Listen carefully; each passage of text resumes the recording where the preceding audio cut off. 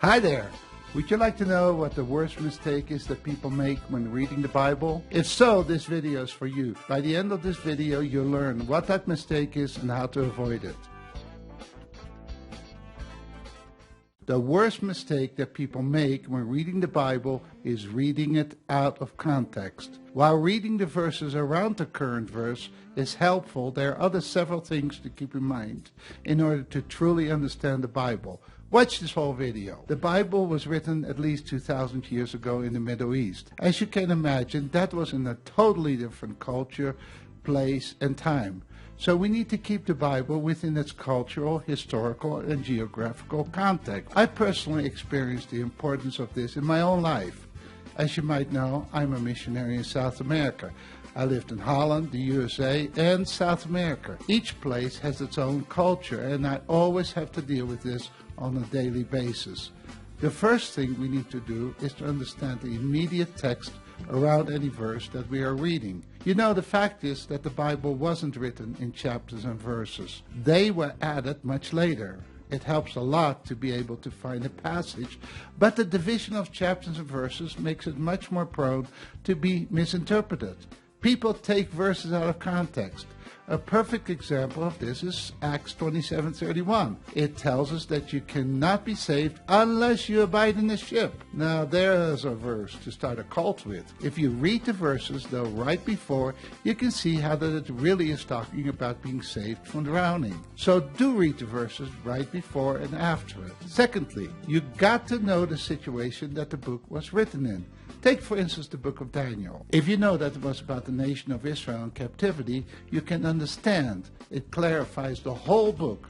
Another perfect example of a passage constantly being taken out of context is Jeremiah 29, verse 11. I constantly see this passage totally ripped out of context. To learn more about this passage, do watch this short video. Thirdly, the Bible is translated from the Hebrew, Greek, and Aramaic into our languages. For most of you, that's English. When you translate a word, many times you'll get a pretty good translation, but it's not spot on, because many times there is no perfect translation. Hence, it's good to check what the original language says. For instance, there are several words in the Greek language for the English word love. They change the meaning considerably. Probably the most misunderstood word in English is the word you. In English, most of the time, that's referring to you singular, you who are listening.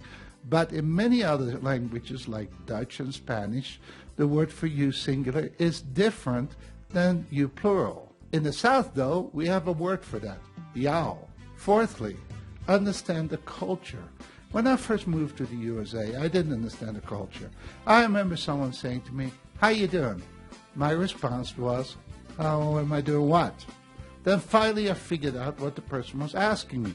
They weren't asking about my state of being, only to take a long time to figure out that the back boy at the grocery store who asked me that could care less, and he was bothered that I would take 5 minutes to tell him about my entire day. I just didn't want to lie to him. Fifthly, you want to understand the geography of the passage. Many times this will help so much.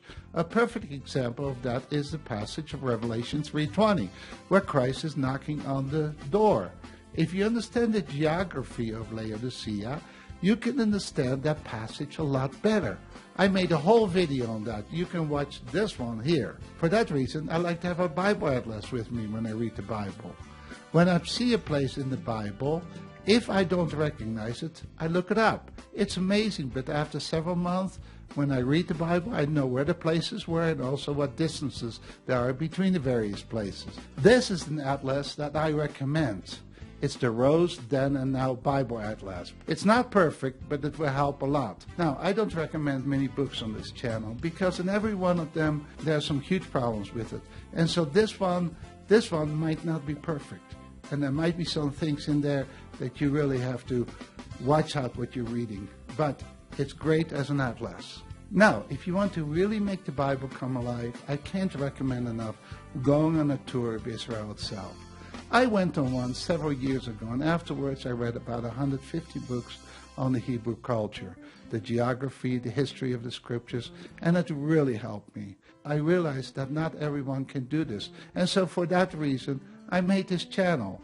It deals with a lot of these topics. Finally, to really understand this, I'm sure most of you have seen the movie Forrest Gump. Did you know that in South America they replaced the voices with the Spanish audio? So I was curious what type of Spanish that Forrest spoke. He was a Southerner. They told me that Forrest just spoke normal Spanish. I thought, wow, did they miss a lot? They missed the entire Southern accent. They also miss all the historical, geographical, and cultural context of the movie, which is huge. The same is with us. If we don't understand these things, many things will go right over our heads. May God bless you as you read God's Word in context. Bye-bye.